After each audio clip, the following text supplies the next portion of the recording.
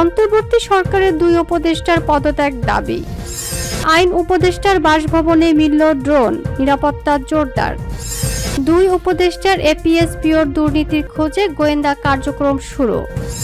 দেশের মানুষ নির্বাচনের জন্য মুখিয়ে আছে বললেন পার্থ। নিয়তির সন্তান তারেক রহমানকে নিয়ে ভারতীয় ম্যাগাজিনের প্রচ্ছদ। আসসালামু আলাইকুম দর্শক, আমাদের হাতে থাকা সর্বশেষ সংবাদে আপনাদের স্বাগত। এতক্ষণ শুনছিলেন সংবাদ শিরোনাম, এবারে থাকছে বিস্তারিত। অন্তর্বর্তী সরকারের দুই উপদেষ্টার পদত্যাগ দাবি।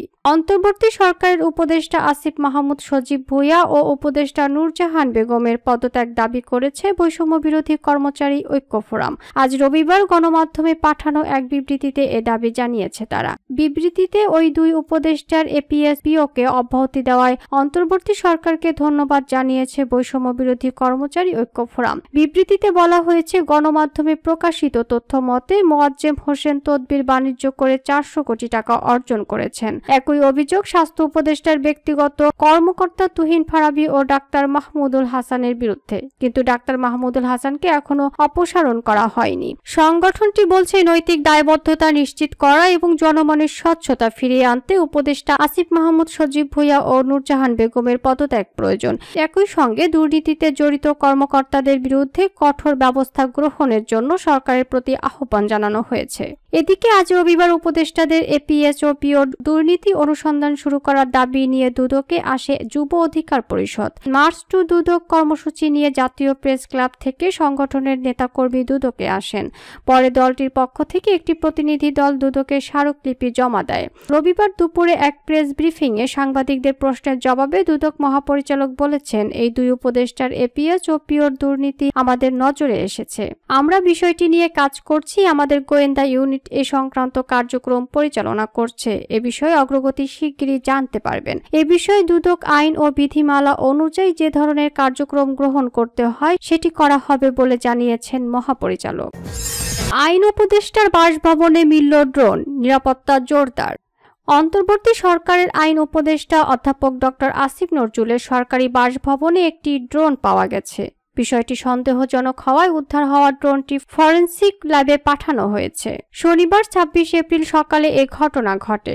ঢাকা মেট্রোপলিটন পুলিশের সিটিটিসির সিটি সাইবার ক্রাইম ইনভেস্টিগেশন ডিভিশনের ডিজিটাল ফরেনসিক টিম ড্রোনটি উদ্ধার করে তা পরীক্ষার জন্য ফরেনসিক ল্যাবে পাঠিয়েছে। বিষয়টি নিয়ে তদন্ত চলেছে বলে জানিয়েছে ডিএমপি। এদিকে এ ঘটনায় আইন উপদেষ্টার বাসার নিরাপত্তা জোরদার করা হয়েছে। DMP commissioner Sheikh Sajjad Ali drone উদ্ধারের বিষয়টি নিশ্চিত করে গণমাধ্যমকে বলেন, এটি এখন যাচাই বাছাই করা হচ্ছে, ফরেনসিক ল্যাবে পাঠানো হয়েছে। গতকাল সকাল 9:15টার দিকে আইন উপদেষ্টার সরকারি বাসভবনের মূল ভবনে ঘাসের উপর একটি ড্রোন পড়ে থাকতে পাওয়া যায়। সেখানে কর্মরত মালি সালমা হক বাগান ঝাড়ু দেওয়ার সময় ড্রোনটি দেখতে পান বলে জানা গেছে। পরে সেটি উপদেষ্টার ব্যক্তিগত কর্মকর্তা দেলোয়ার হোসেনের কাছে বুঝিয়ে দিলে তিনি আইন শৃঙ্খলা রক্ষা বাহিনীকে খবর দেন। সকাল 10:30টার দিকে digital forensic team city cyber crime investigation division CTTC ডিএমপির একটি টিম পৌঁছে ড্রোনটি উদ্ধার করে। দেশের মানুষ নির্বাচনের জন্য মুখিয়ে আছে বললেন পার্থ।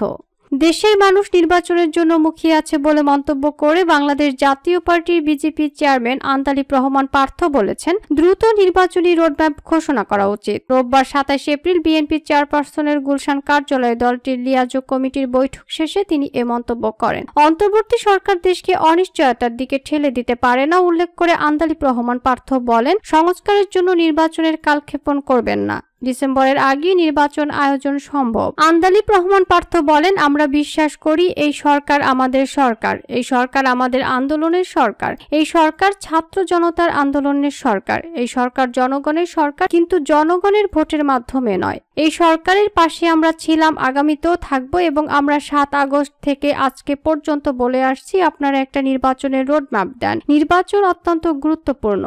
দেশের স্বার্থে দ্রুততম সময়ে নির্বাচন আয়োজনের দাবি জানিয়ে বিজেপি চেয়ারম্যান বলেন, নির্বাচন দেরিতে হলে একটা মহল পরিস্থিতি ঘোলাটে করার চেষ্টা করবে, আর সে সংস্কারগুলোতে সবাই একমত, সেগুলো নিয়ে সরকার নির্বাচনমুখী হতে পারে।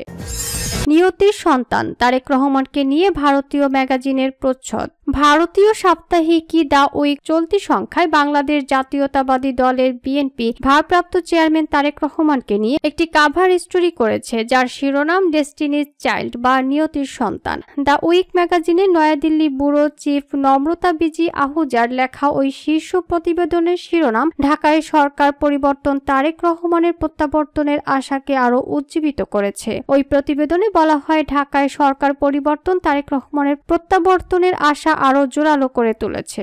রাষ্ট্রপতি জিয়াউর রহমান এবং প্রধানমন্ত্রী খালেদা জিয়ার ছেলে যুক্তরাজ্য থেকে বাংলাদেশে চলে আসবেন, বাংলাদেশ জাতীয়তাবাদী দলের দায়িত্ব গ্রহণ করবেন এবং আসন্ন নির্বাচনে বিএনপির মুখপাত্র হবেন বলে আশা করা হচ্ছে। এছাড়া প্রতিবেদনে বলা হয়েছে, আওয়ামী লীগ সরকার কর্তৃক বিএনপি ভাঙার চেষ্টার বিপরীতে তারেক রহমানের নেতৃত্বেই দল ঐক্যবদ্ধ রয়েছে এবং তারেক রহমান পরবর্তী প্রধানমন্ত্রী হওয়ার পথে রয়েছেন, কারণ দিন দিন তার জনপ্রিয়তা বাড়ছে।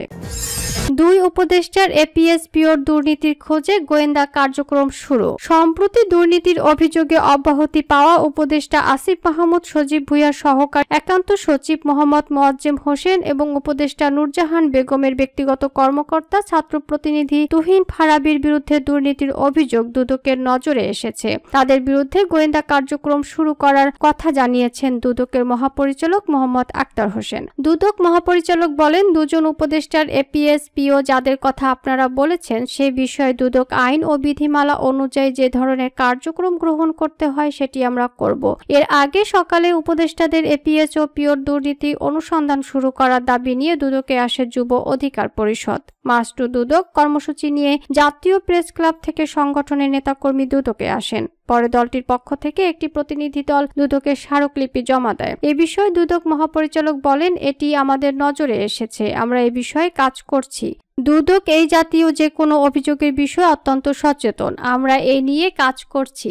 আমাদের গোয়েন্দা ইউনিট এ সংক্রান্ত কার্যক্রম পরিচালনা করছে, এ বিষয়ে অগ্রগতি শিগগির জানতে পারবেন। এর আগে গত 22 এপ্রিল প্রজ্ঞাপন জারি করে যুব ও ক্রীড়া এবং স্থানীয় সরকার মন্ত্রণালয়ের উপদেষ্টা আসিফ মাহমুদ সজীব ভুঁইয়ার এপিএস মোহাম্মদ মোয়াজ্জেম হোসেনকে অব্যাহতি দেওয়া হয়। 22 এপ্রিল প্রজ্ঞাপন জারি করা হলেও উপদেষ্টা তাকে অব্যাহতি দেওয়ার নির্দেশ দেন 8 এপ্রিল। এর আগে দুর্নীতির অভিযোগ ওঠায় স্বাস্থ্য উপদেষ্টা নূরজাহান বেগমের প্রিয় ছাত্র প্রতিনিধি তুহিন ফারাবীকে অব্যাহতি দেওয়া হয়।